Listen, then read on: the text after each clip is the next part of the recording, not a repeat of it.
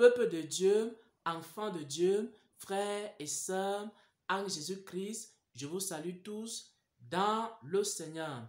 J'espère que vous allez bien par la grâce de Dieu. Nous sommes aujourd'hui au premier jour de ce programme des jeûnes et des prières du mois d'août. Ce programme a pour but de préparer les enfants de Dieu au retour du Seigneur. Pourquoi? Parce que le Seigneur Jésus-Christ est venu chercher une église qui prie, une église consacrée, une église fortifiée, des hommes et des femmes qui demeurent dans la présence de Dieu, des hommes et des femmes qui mettent leur confiance en lui, des hommes et des femmes fortifiés dans ces temps la fin pour faire face aux épreuves qui arrivent à travers le monde. Et aussi, pendant ces temps de jeûne et de prière, nous faisons les bonnes œuvres. Nous visitons les veuves, les orphelins, les nécessiteux. Et maintenant, en ce premier jour de jeûne et de prière, j'aimerais partager une expérience très importante que le Seigneur m'a fait vivre depuis le 18 juin 2021. Pourquoi? Parce que j'ai vu le Seigneur Jésus. Le Seigneur Jésus m'est apparu dans un songe. Il m'a donné un enseignement bien-aimé, très important, qui parle de l'adoration, qui parle de l'importance de l'adoration. Il m'a fait comprendre que celui qui prie, celui qui jeûne, celui qui obéit à Dieu, c'est quelqu'un qui a l'intimité avec Dieu. C'est quelqu'un qui est ami de Dieu. Comme les Écritures le disent aussi, dans le livre de Jean 15, au verset 14, Jésus a dit à ses apôtres, vous êtes mes amis si vous faites ce que je vous commande. Donc si quelqu'un fait ce que Dieu lui commande, il est ami de Dieu. Mais maintenant, si quelqu'un veut avoir plus d'intimité avec Dieu, alors il doit être non seulement quelqu'un qui obéit à Dieu, il doit être non seulement quelqu'un qui prie, il doit être non seulement quelqu'un qui est ami de Dieu, mais il doit aussi être un adorateur. Et le Seigneur m'a montré une image pour m'expliquer ce que c'est qu'un adorateur et pourquoi un adorateur a plus d'intimité avec Dieu par rapport à quelqu'un qui prie seulement, par rapport à quelqu'un qui jeûne seulement, par rapport à quelqu'un qui obéit seulement à Dieu. Pourquoi est-ce qu'un adorateur a plus d'intimité avec Dieu? J'aimerais partager cette expérience-là avec le peuple de Dieu en ce premier jour de jeûne et de prière. Qu'est-ce que le Seigneur m'a montré concrètement? Le Seigneur m'a montré que j'étais en train de vaquer à des occupations. J'étais en train de faire la volonté de Dieu. Cela plaisait beaucoup au Seigneur. Il m'a montré dans cette expérience-là que j'étais en train de vaquer à diverses occupations. J'étais en train de chercher comment faire la volonté de Dieu. Cela était agréable à Dieu. Et après avoir fait ces activités-là, je devais donc rentrer chez moi à la maison. Le Seigneur Jésus m'attendait à la porte pour m'accueillir. Et lorsque je suis arrivé à la porte, j'ai vu le Seigneur Jésus qui m'attendait. Qu'est-ce que le Seigneur a fait? Il m'a salué avec la main. Comme lorsque les chefs d'État se saluent, ou alors lorsque les amis se saluent, il m'a salué de sa main. Et après m'avoir salué, il est parti. J'étais beaucoup encouragé pour deux choses. La première chose, c'est que j'avais vu le Seigneur Jésus dans cette expérience-là. La deuxième chose, c'est que le Seigneur Jésus m'avait salué et après m'avoir salué, il a tourné le dos, il est parti. Pourquoi? Parce que le Seigneur Jésus était content du fait que j'avais fait des activités. Il était content du fait que j'avais accompli sa volonté. Il était content du fait que j'étais quelqu'un qui priait. Mais il y avait une chose que le Seigneur Jésus n'était pas content envers moi. Pourquoi? Parce qu'il me faisait comprendre dans cette expérience-là que je ne l'avais pas adoré. Et maintenant, comment il m'a fait comprendre que je n'étais pas un bon adorateur? C'est que dans cette expérience-là, j'ai commencé à me poser la question suivante.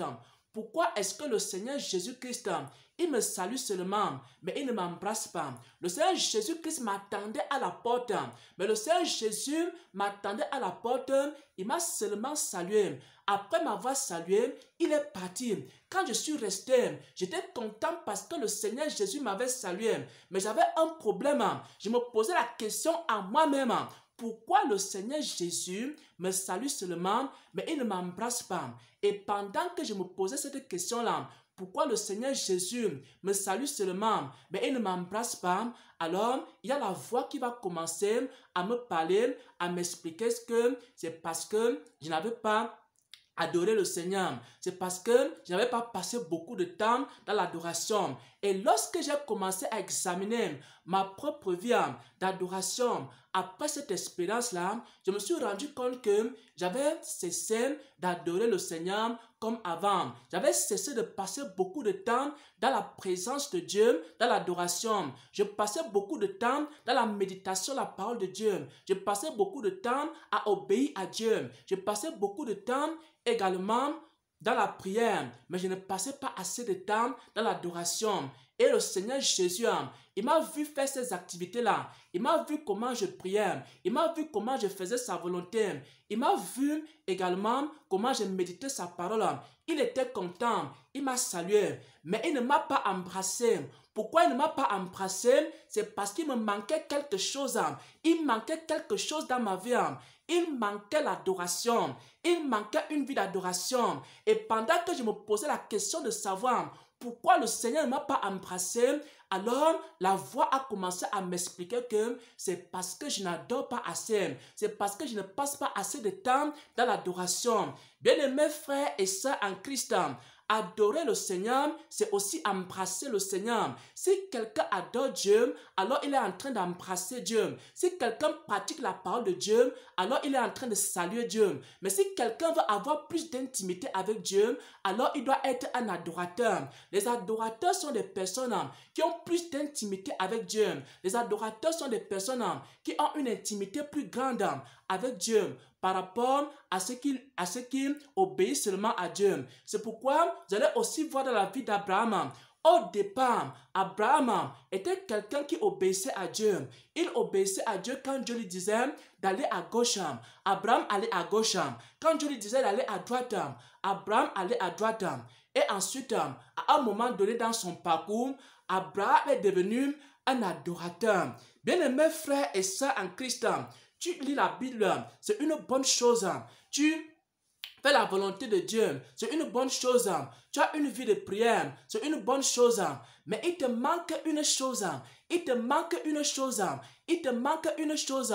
Il te manque une vie d'adoration. Parce que celui qui adore Dieu a plus d'intimité avec Dieu par rapport à celui qui prie seulement, par rapport à celui qui obéit seulement à Dieu, par rapport à celui qui médite seulement la parole de Dieu. Il faut que tu deviennes un adorateur. Il faut que tu deviennes quelqu'un qui passe des temps et des temps d'adoration. Et lorsque le Seigneur m'a fait vivre cette expérience-là, alors j'ai commencé aussi à l'adorer. J'ai commencé à reprendre ma vie d'adoration. Et maintenant, je suis redevenu un adorateur. Pourquoi? Parce que j'avais mis la vie d'adoration de côté. J'avais privilégié la vie de prière. J'avais privilégié les bonnes œuvres. J'avais privilégié les autres choses. Mais j'avais commencé à négliger l'adoration. Et le Seigneur m'a fait vivre une expérience. Dans cette expérience-là, il m'a montré comment il était en train de me saluer.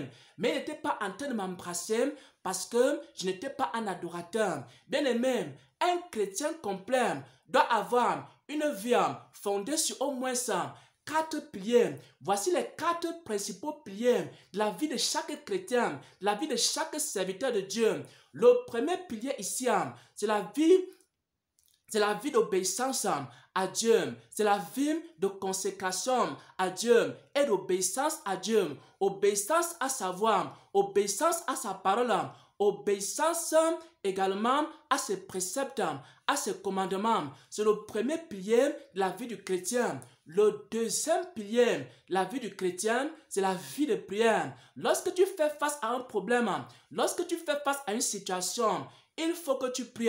Le troisième pilier, c'est la manifestation de la miséricorde en faisant les bonnes œuvres, en visitant les veuves, les orphelins, les nécessiteux, en aidant les personnes qui sont dans le besoin. Et le quatrième pilier, c'est la vie d'adoration. Un chrétien complet, un chrétien équilibré, un chrétien en qui Christ est pleinement satisfait. C'est une personne qui cherche Dieu, qui marche dans les voies de Dieu. C'est une personne qui prie. C'est une personne qui fait les bonnes œuvres. Mais c'est aussi une personne qui adore le Seigneur en esprit et en vérité.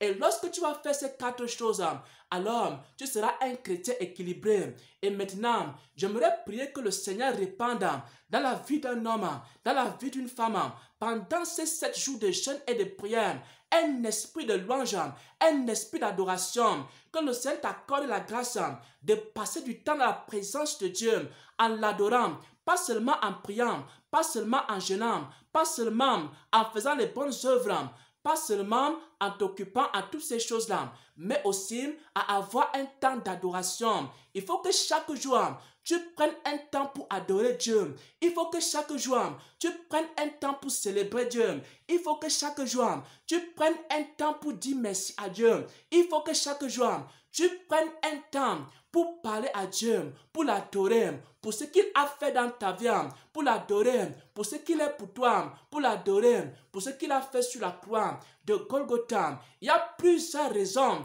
pour lesquelles on doit adorer Dieu, pour le souffle de vie, également pour son aide dans nos vies. En ces temps la fin, nous avons tellement de raisons d'adorer Dieu. Nous avons tellement de raisons de le louer. Et que pendant ces temps de jeûne et de prière, qu'il répande en toi un esprit d'adoration, un esprit de louange. Et s'il y a un frère ou une sœur dans la vie d'adoration, dans la vie de prière et d'adoration, a été détruite, que le Seigneur ranime la flamme de l'adoration dans ta vie, que le Seigneur ranime la flamme de la louange et l'adoration dans ta vie, au nom puissant de Jésus-Christ. Et pour terminer, j'aimerais partager ici une chanson, une adoration que j'aime beaucoup. Le moment est là, le moment est là, que ton nom soit adoré. Le moment est là, tu es digne, le moment est là, le moment est là, que ton nom soit adoré. Le moment est là, Seigneur Jésus, le moment est là, le moment est là, que ton nom soit adoré. Le moment est là. Oh, Seribanta Santa Queriente Siente Siente. Que le Seigneur répande dans ta vie un esprit de louange, un esprit d'adoration pendant ces 7 jours de jeûne et de prière. Que en matinée, que tu commences à adorer Dieu avant de quitter ta maison pour aller vaquer à tes activités, que tu commences d'abord par adorer Dieu et que en journée, pendant toute la journée, que tu sois en train d'adorer Dieu, que le Seigneur répande dans ta vie un esprit d'adoration et tu vas voir la présence de Dieu sera avec toi pendant toute la journée, pendant que tu l'adores le matin, pendant que tu l'adores en journée, pendant que tu travailles en l'adorant, alors la présence de Dieu sera avec toi. Tu auras une plus grande intimité avec le Seigneur et le Seigneur va commencer à te dire certaines choses qu'il ne te disait pas avant. Pourquoi? Parce que tu es un adorateur. Pourquoi? Parce que tu as plus d'intimité avec le Seigneur. Au nom de notre Seigneur et Sauveur Jésus-Christ, j'ai ainsi partagé cette parole. Amen, amen, amen.